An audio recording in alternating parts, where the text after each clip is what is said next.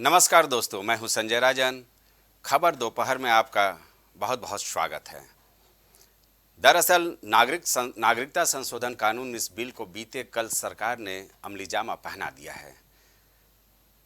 साथियों, जाहिर सी बात है, केंद्रीय गृह मंत्रालय ने सोमवार को नागरिकता संशोधन अधिनियम को अधिसूचित कर दिया है। इसे पूरे देश में लागू कर दिया है।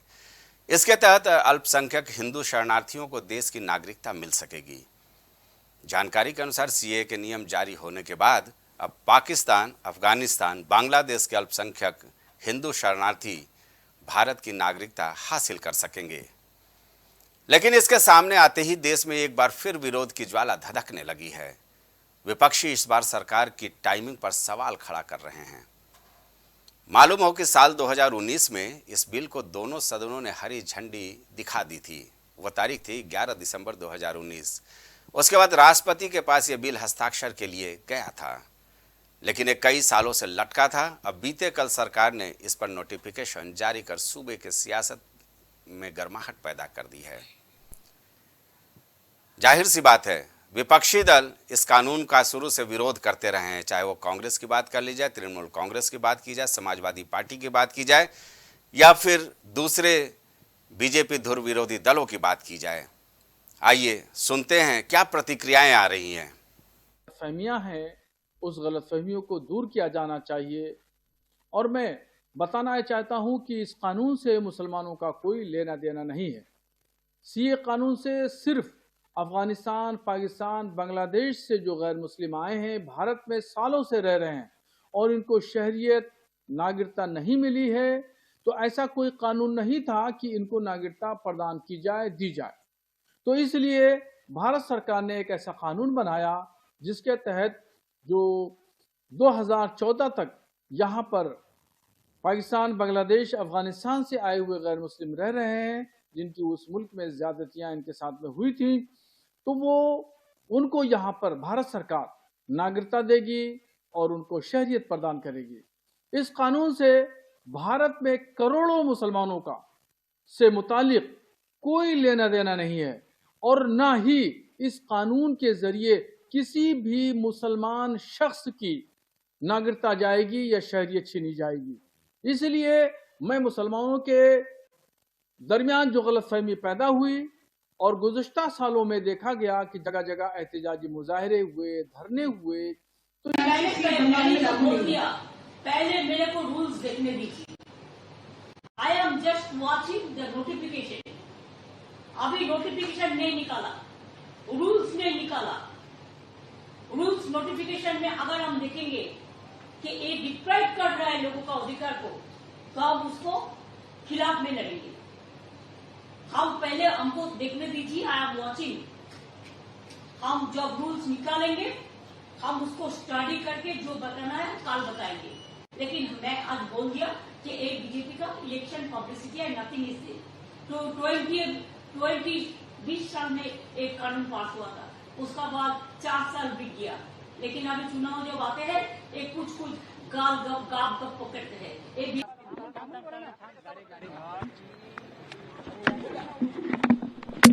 निवडणूक आहेत, राम मंदिराचा काही फायदा होत नाही।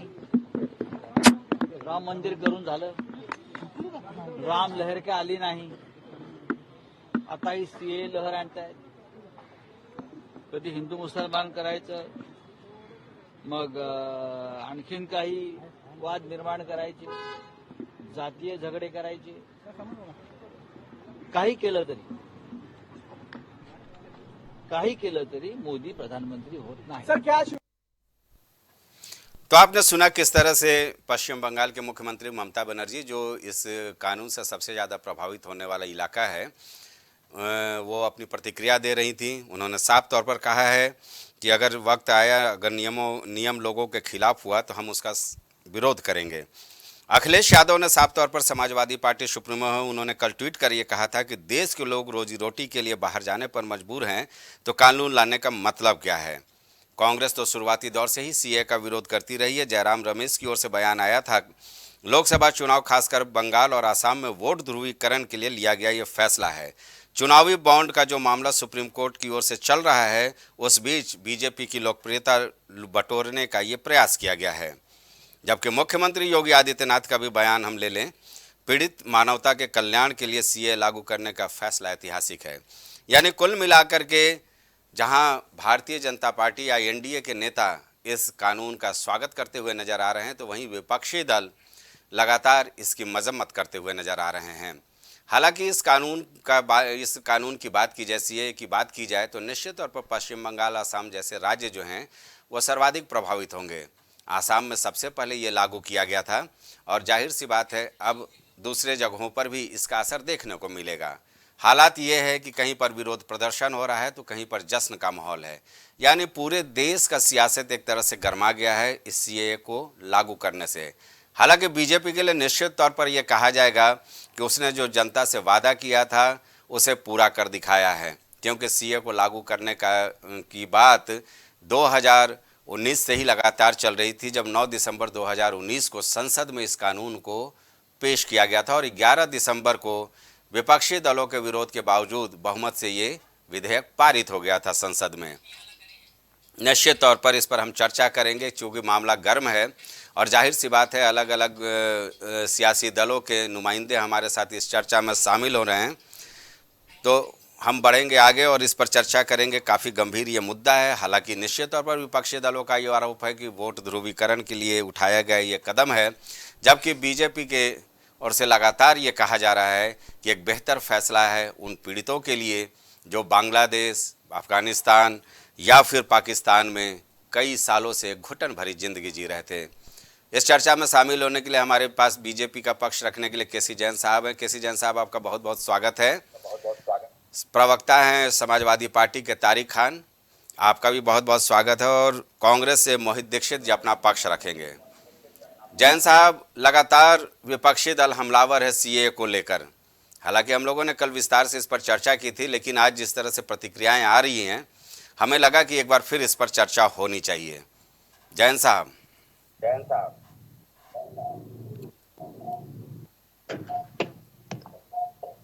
से विपक्ष इसका शुरू से विरोध कर रहा था और आज ये जिस प्रकार से लागू हो चुका है पूरे देश में, और कई बार माननीय प्रधानमंत्री मोदी जी ने, अमित शाह जी ने इस बात को जनता के सामने रखा, सारी पार्टियों के सामने भी रखा कि ये जो विषय है ये किसी की भी नागरिकता छीनने का विषय नहीं है, ये तो सीधे सीधे नागरिकता देने का है।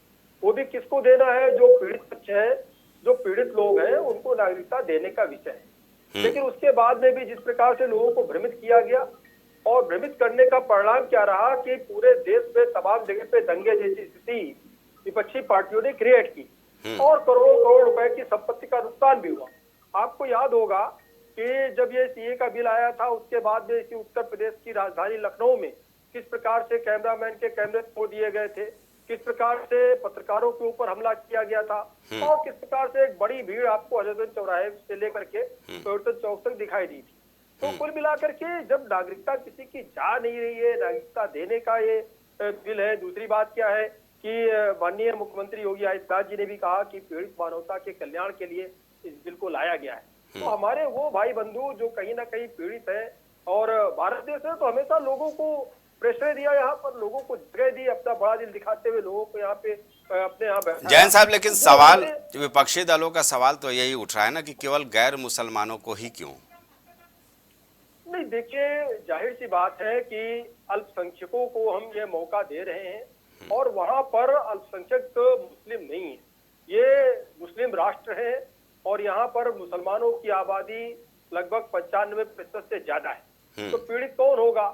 अगर ये सवाल हो कि भाई हरिजन एक्ट का मुकदमा अन्य लोगों पर क्यों, हरिजनों पर क्यों नहीं, ये तो उसी जैसा सवाल है कि हरिजन एक्ट हरिजन पर भी लगना चाहिए। बाकी लोगों पे अगर लग रहा है, क्षत्रिय पे लग सकता है, ब्राह्मण पे लग सकता है, जनरल लोगों पे और लोगों पे लग सकता है, ओबीसी पे भी लग सकता है, यादव पे लग सकता है, कुर्मी पे लग सकता है, पटेल पे लग सकता है, तो हरिजन एक्ट हरिजन पर क्यों नहीं? ये तो उसी तरीके की बात हो गई ना। तो देखिए, जिन लोगों को हम बचाने की बात कर रहे हैं, जो लोग वहां पर पीड़ित हैं, उनको हम यहाँ पर नागरिकता देने के लिए दरवाजा खोल रखा है और अब दरवाजा खुल चुका है और उन लोगों की पूरी जांच होने के बाद ही उनको भी नागरिकता मिलेगी। ऐसे नहीं कि हवा में नागरिकता मिल जाए। ठीक है, पूरा फॉर्म भरा जाएगा, सारी जांच होगी, उसके बाद उनको नागरिकता मिलेगी। ठीक है। कांग्रेस के हमारे पास मोहित दीक्षित साहब हैं। दीक्षित साहब, विरोध क्यों कर रहे हैं आप लोग भाई? बीजेपी तो कह रही है ये स्वागत योग्य कदम है।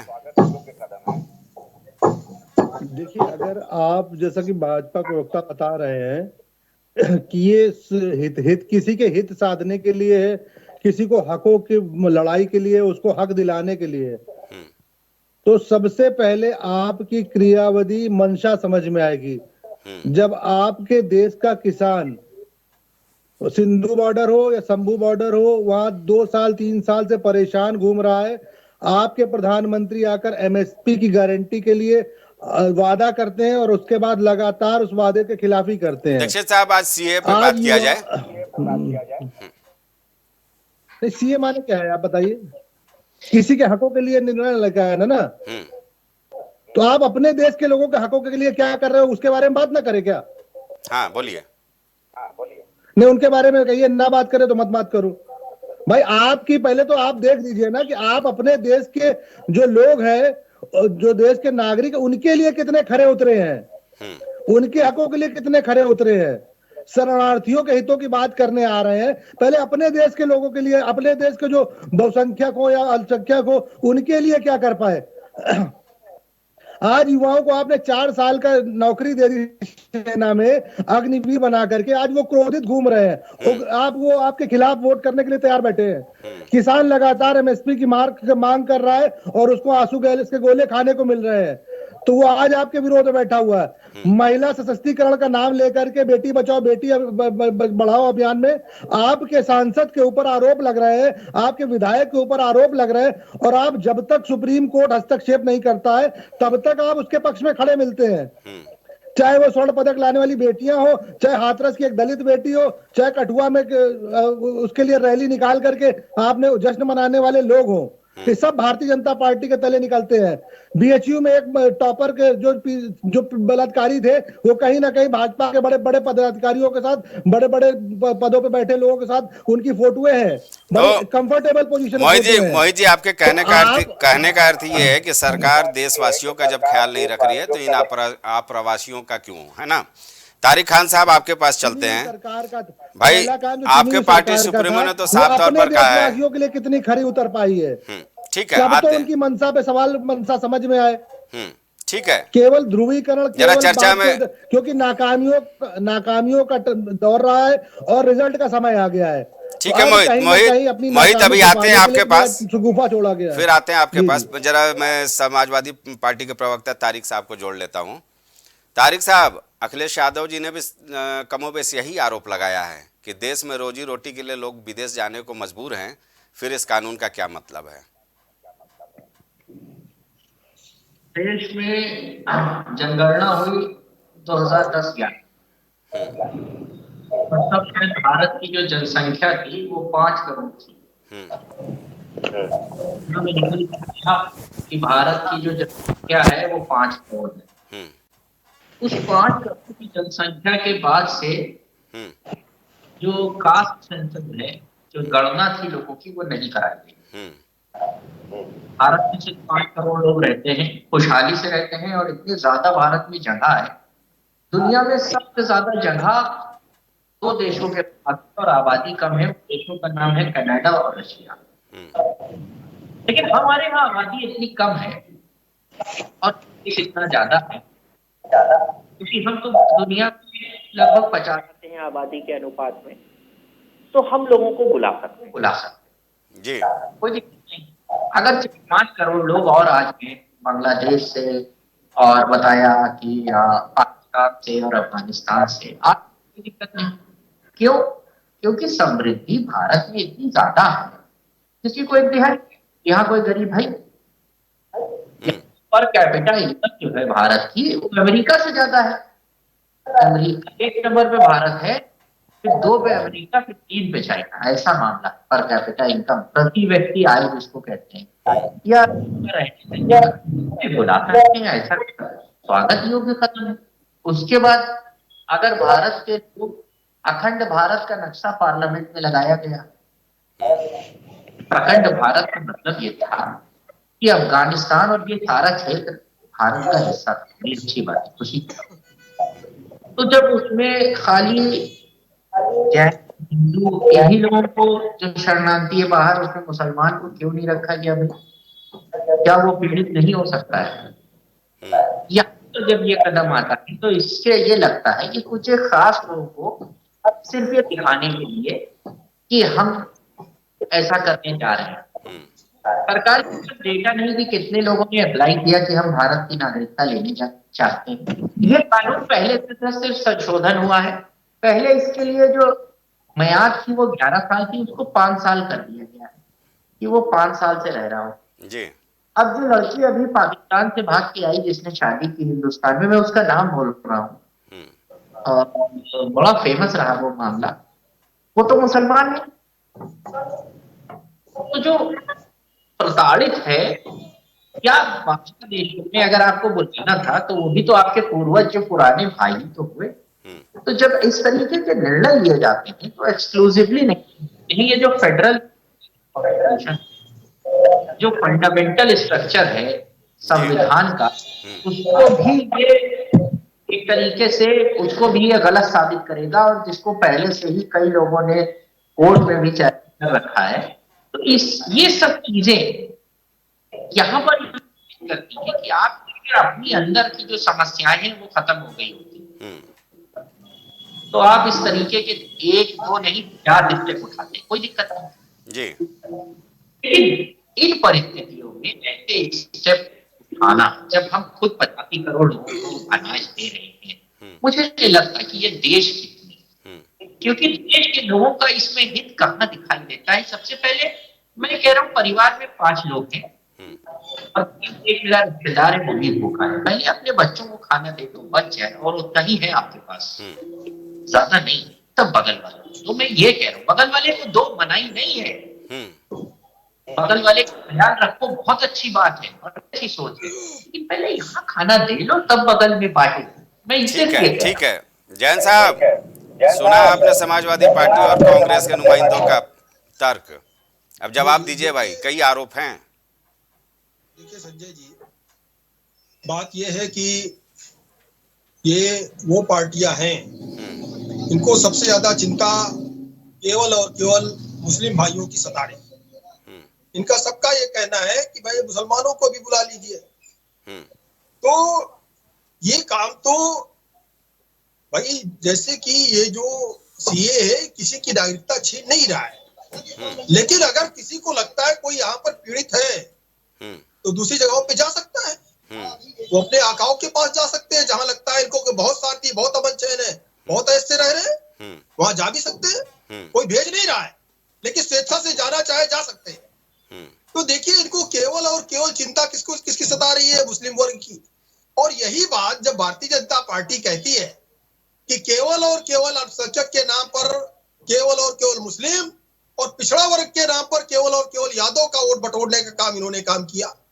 अगर आज हम अल्पसंख्यक के नाम पर जिस तरीके से आप काम करते हैं उससे इधर काम कर रहे हैं, हमारे मानवतावादी विचारधारा भारत देश की अपनाते हुए अगर हम हमारे बिछड़े हुए भाइयों को जो वहां पीड़ित है, अगर 1000 वहां मुस्लिम है और वहां पर अभी शिवरात्रि हुई, जलाभिषेक नहीं करने दे रहे मंदिर, वहां पे मंदिर तोड़े जा रहे हैं, मस्जिद को तोड़ी नहीं जा रही है। पाकिस्तान में मस्जिदों पे कोई हमला हो रहा है कि 10,000 20,000 का सबूत आकर के मस्जिद को तोड़ दे, हाँ मंदिर वहां तोड़े जा रहे हैं, हिंदुओं का सफाया हो रहा है।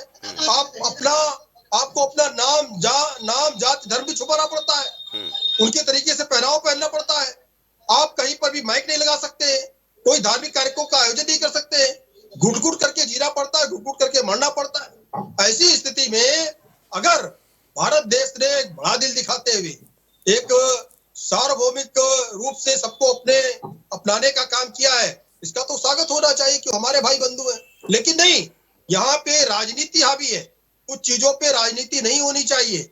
अगर हमारे भाई बंधु हैं वो और वो पीड़ित है, वो आना चाहते हैं, स्वागत होना चाहिए। जैन साहब, तारिक जी ने जो बातें कही उसको आपने ध्यान से नहीं सुना। उनका ये कहना है कि हम अपने को भी खाना दें और जो बगल में है उसको भी खाने का मौका दें, यानी उसको भी कुछ अन्नदाना दें। यानी कई मुसलमान भी ऐसे तो हो सकते हैं ना, जो अफगानिस्तान, बांग्लादेश और पाकिस्तान जो 3 देश है वहाँ पे पीड़ित हो सकते हैं। भाई वो भी आ जाए, उनको भी नागरिकता दे दो, क्या गुनाह है? पीड़ित होना और किस आधार पर पीड़ित होना दो अलग अलग चीजें हैं जी, तो इसके अगर वहां पर लिए किसी को आवेदन में रोजगार नहीं मिल रहा है, सुन लीजिए, अब सुन लीजिए, बहुत देर तक मैंने सबका भाषण सुना जी है। जी जी बोलें। देखिए, अगर वहां पर किसी को कोई रोजगार की समस्या है, किसी को नौकरी की समस्या है, किसी को पढ़ाई की समस्या है, किसी की आर्थिक स्थिति खराब है, बात वो नहीं है। बात यह है कि धार्मिक आधार पर जो शोषण हो रहा है, जिनका अमन चैन खत्म हो चुका है, जो घुट घुट के सिर्फ इसलिए जी रहे हैं क्योंकि या तो वो बौद्ध हैं, या तो सिख हैं, या ईसाई हैं, यानी कि ऐसे लोग जो मुस्लिम धर्म से इतर है। अभी हमने आपसे एक बात कही कि अगर हरिजन एक्ट बना है तो हरिजन एक्ट इसलिए बना है कि हरिजनों का जाति के आधार पर शोषण होता है, इसलिए हरिजन एक्ट है।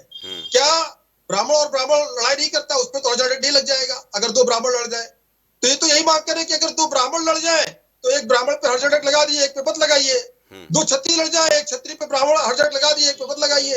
लेकिन यहाँ पे वही स्थिति है कि जब दलितों को केवल और केवल इसलिए शोषण होता है क्योंकि वो दलित समाज से हैं और उस जो है उनको उनकी जाति को आधार बना करके उनके साथ शोषण होता है, उनके ऊपर छींटाकशी होती है, उनको अपमानित करने का काम होता है कि तुम फला जाति के। तो जब इस तरह की चीजें होती है तब वहां पर हरिजन एक्ट लगता है। वही स्थिति बाहर हिंदुओं की है, सिखों की है, बौद्धों की है, जैनों की है।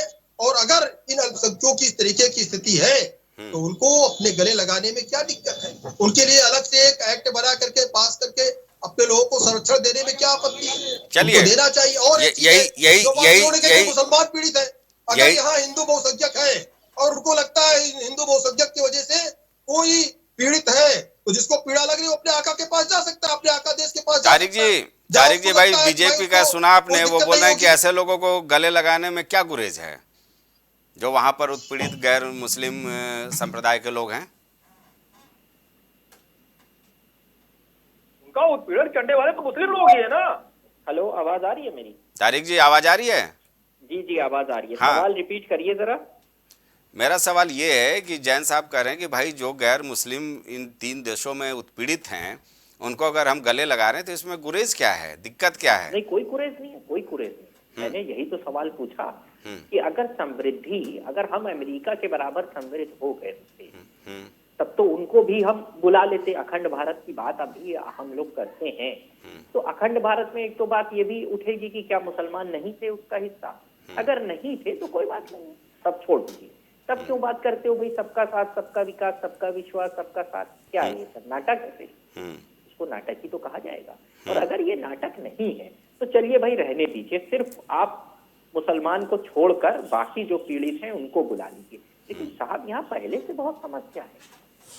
हम चाइना पार कर गए हैं जनसंख्या में, मानते हैं इस बात को? नहीं मानते? जी मानते हैं ना। ये दंगा नहीं अब होना हम चाहिए। चाइना पार कर सदन के अंदर गए, चर्चा अब हम करेंगे प्लान कर इसकी। रहे हैं कि 2-3 आप वैसे ही लोगों ने हमारे यहाँ सड़कों पे तमाम दंगा देशों के कराया, रिफ्यूजी तमाम लोग चोटिल हुए, तमाम हम लोग अब घायल प्लान हुए, कर रहे हैं। कई अधिकारी इसमें मारेगी भी, सुन दंगा तो की लीजिए, पेट पे अपने चढ़े, बीच में कह दीजिए, न बोले। लोगों ने एक- एक- गोलीबारी तक की। जी जी, मैं जैन बोलूं साहब फिर मैं चुप एक जाऊंगा। करके तारिक जी के बाद मैं आपके पास आता हूँ। हाँ, अब हम प्लान कर रहे हैं कि और लोगों को बुला ले। मैं यही कह रहा हूँ कि जब खाना, मान लेते हैं मेरे पास 3 रोटी है तो मैं वो 3 रोटी और मेरे 3 बच्चे हैं और बगल में भी है, वो भी मैं मान रहा हूँ कि वो भूखा है, मगर मैं इन बच्चों को दे दूं, ये नियम भी कहता है, ये नैतिकता भी कहती है, फिर मैं बगल वाले बच्चों को भी दे दूं।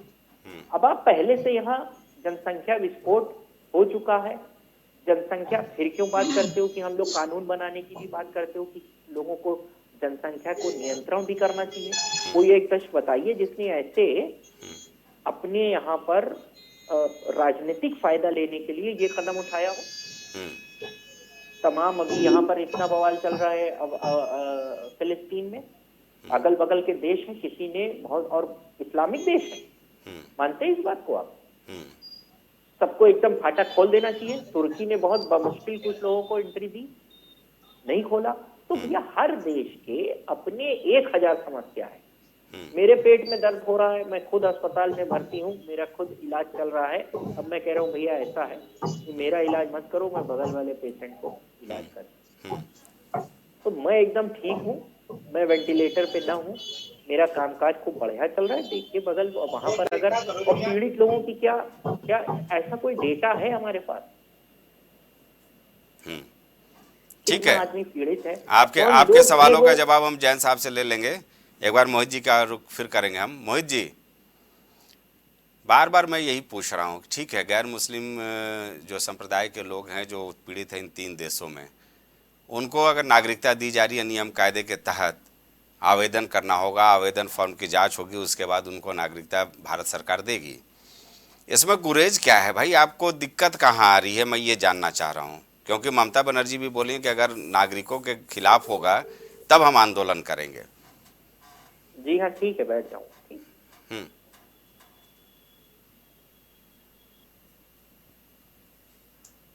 ये समझ में आने लगेगी, वो बिल भी आने लगेंगे।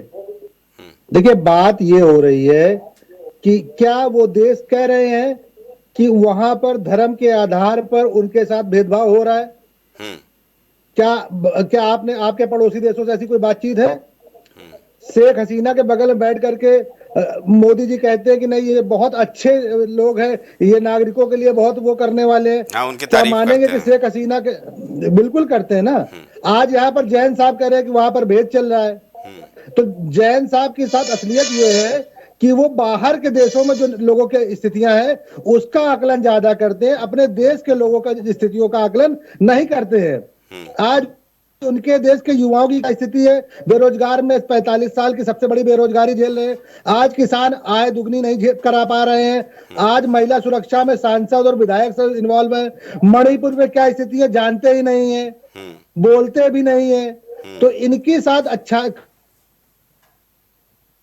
क्या चल रहा है उसकी जानकारी इनको पता नहीं कौन से खुफिया विभाग से मिल जाती है। अपने देश की जो स्थिति है, आज इलेक्टोरल बॉन्ड की असलियत खुलने वाली है। भारतीय जनता पार्टी ने कितना काला धन किन किन माध्यमों से अपने पास रखा है, उसका क्या क्या देने के लिए अपने उद्योगपति मित्रों को क्या क्या योजनाएं करी है, असंवैधानिक तरीके से देश को बिल्कुल बिगाड़ के रख दिया है उसका फेडरल स्ट्रक्चर। तो स्थिति यही है। भारतीय जनता पार्टी जैन साहब आ रहे हैं, इसके बाद आप ही से जवाब लेंगे। क्या अफगानिस्तान में, क्या पाकिस्तान में, क्या बांग्लादेश में भारत बताएगी जाकर के यूएन में कि वहां पर धर्म के आधार पर वहां भेदभाव हो रहा है? आप उनको धर्म के आधार पर ले रहे हो क्या? आप चलिए मोहित जैन साहब से जवाब ले लेते हैं। वहां पर नाम लेने में भी आपका मुंह से थर-थर कांपने लगेगा। चलिए जैन साहब जवाब दीजिए भाई, कांग्रेस का बड़ा आरोप है। अफगानिस्तान का नाम नहीं ले पाओगे, चुनावी बॉन्ड को टीवी डिबेटों में बैठ करके आप केवल माहौल बनाओगे। इनको लगता है कि चुनाव का मंच है, सामने जो है पब्लिक बैठी हुई है और पब्लिक को भ्रमित करने के लिए ये किसानों का मुद्दा, अरे बताइए ना, मोदी के नाम लेते हैं जाकर के, ये तमाम सारी चीजें ले आए। पाकिस्तान का आतंकवादी बताते हैं जाकर के, बांग्लादेश को बताएंगे कि वहाँ पर धर्म के आधार पर विरोध हो रहा है।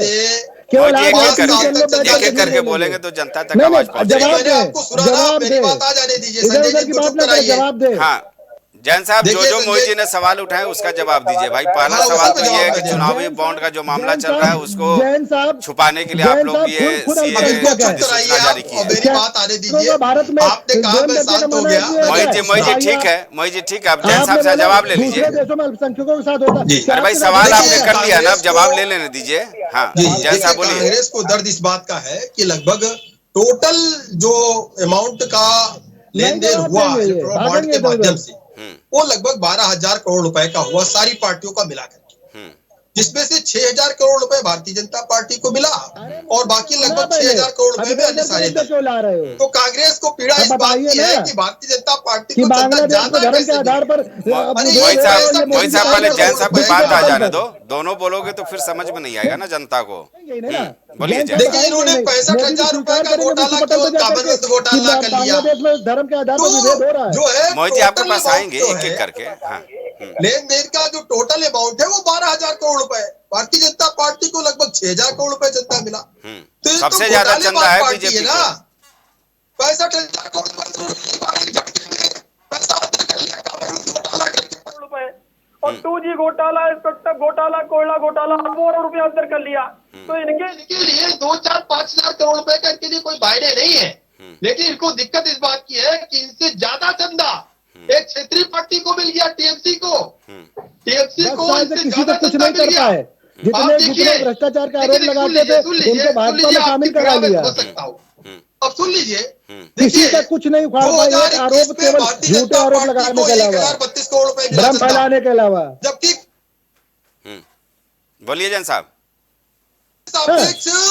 किस भ्रष्टाचारी को जेल भेज दिया आपने? सारे भ्रष्टाचारी जिनको बोलते थे भाजपा में है, इनको 2021 में मिला। और उन भ्रष्टाचारियों के भाजपा ही दरी बिछा रहे हैं। ना तो व्यापारियों का इन पे भरोसा रहा, न जनता का इन पे भरोसा रहा। भरोसा तो इन्होंने खो दिया। वो तो चुनाव आने दीजिए, वो तो चुनाव आने 400 सीटें आ रही है। ठीक है। वक्त अब समाप्ति की ओर है। देखिए, जनता सारी चीजें समझ 400 रही है। सीटें आ रही है, अब 400 सीटें सभी बगड़ाए घूम रहे मोदी जी और भारतीय जनता पार्टी के सारे चेले चपाटे। बेड़ा गर्क हो चुका है। आपने सोनिया जी को भेज दिया राज्यसभा डर के मारे, इतने भयभीत है आप। और आपके साथ कोई दल आ नहीं रहा है। उस लायक भी नहीं रह जाएंगे। लोग हैं वो छोड़ करके भाग रहे हैं वहां से। वो देश छोड़ के भागेंगे। ठीक है। वक्त हमें इजाजत बस यही तक देता है। जैन साहब, तारिक साहब, मोहित दीक्षित जी, ये देखिए जाकर के वक्त हमें यहीं तक इजाजत देता है। चर्चा आगे भी जारी रहेगी, क्योंकि ये तो ऐसा मुद्दा है जो आने वाले दिनों में देश की सियासत में निश्चित तौर पर गूंजेगा। विपक्षी दलों के अपने तर्क हैं, भारतीय जनता पार्टी और सत्तारूढ़ एनडीए का अपना तर्क है। जाहिर सी बात है, इन तर्कों के बीच जनता क्या कुछ देखती है, वोट ध्रुवीकरण से लेकर के वक्त को लेकर के सवाल खड़े किए जा रहे हैं। हालांकि तर्क अपने अपने हैं। सत्तारूढ़ दल इस अधिसूचना का स्वागत करता हुआ नज़र आ रहा है और ये जनता के बीच ले जाने की कोशिश करता हुआ नज़र आ रहा है कि ये जो सीए का कानून है, उन्होंने अपना एक वादा पूरा कर दिया। इस चर्चा में जुड़े रहने के लिए केसी जैन साहब, आपका बहुत बहुत शुक्रिया है। सपा प्रवक्ता तारिक खान साहब, आपका भी बहुत बहुत शुक्रिया। और मोहित दीक्षित जी, जिन्होंने कांग्रेस का पक्ष बेबाकी से रखा है, उनका भी बहुत बहुत धन्यवाद। तो कुल मिलाकर के आने वाले दिनों में जैसे जैसे आम सभा चुनाव की तारीख करीब आएगी, अब महज हफ्ता भर का समय बचा है जब देश में अधिसूचना जारी हो जाएगी चुनाव को लेकर के। ऐसे में निश्चित तौर पर इस तरह के मुद्दे जनता के बीच चर्चा का विषय बनेंगे। हालांकि लोकतंत्र में जनता जनार्दन होती है और वही तय करती है कि किसी सियासी दल का जो दावा है, जो वादा है, वो किस हद तक उसे पसंद आ रहा है और किसको वो जनाधार दे रही है। फिलहाल ये देखने वाली बात होती है कि सीए का ये मामला और कहाँ तक जाता है, क्योंकि ममता बनर्जी से लेकर के इंडिया गठबंधन के तमाम घटक दल इसका विरोध करते हुए नज़र आ रहे हैं। जो हालात हैं, निश्चित तौर पर सुरक्षा को लेकर के उत्तर प्रदेश से लेकर आसाम तक पुख्ता इंतजाम किए गए हैं कि किसी भी तरह की कोई अनहोनी न हो, क्योंकि 2019 का मंजर सब ने देखा था सीए कानून जब संसद में पेश किया गया था। ऐसे हालात न हो, इससे बचने के लिए सरकार भी पूरी तरह से सजग है। फिलहाल इस चर्चा में इतना ही। देश दुनिया की बाकी खबरों से जुड़े रहने के लिए देखते रहिए प्राइम टीवी। मुझे दीजिए इजाजत, नमस्कार।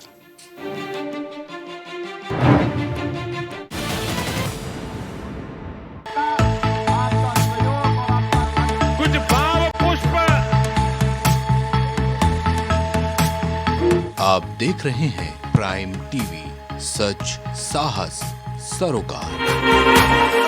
प्रधानमंत्री श्री नरेंद्र मोदी का संकल्प है कि देश का हर नागरिक पोषित, सशक्त और समर्थ बने। जब पूरा विश्व इस सदी की सबसे बड़ी महामारी कोविड-19 से जूझ रहा था, उस दौरान प्रधानमंत्री श्री नरेंद्र मोदी जी के नेतृत्व में भारत सरकार ने प्रधानमंत्री गरीब कल्याण अन्न योजना का संचालन कर देश के गरीबों की खाद्य सुरक्षा सुनिश्चित की। इसी संवेदनशीलता को जारी रखते हुए आज 80 करोड़ से भी ज्यादा लोगों को मुफ्त अनाज दिया जा रहा है। सभी को अनाज, पोषित समाज। अगर आप करना चाहते हैं अपने बिजनेस को प्रमोट, तो इसके लिए आपको चाहिए होगा एक सपोर्ट। बेहतर स्क्रिप्ट, शानदार ग्राफिक्स, बेहतर विजुअल दिखाएंगे कमाल, जानकारी पहुंचेगी जन जन तक, आपका काम करेगा धमाल। इन सभी चीजों के लिए अब ना हो परेशान।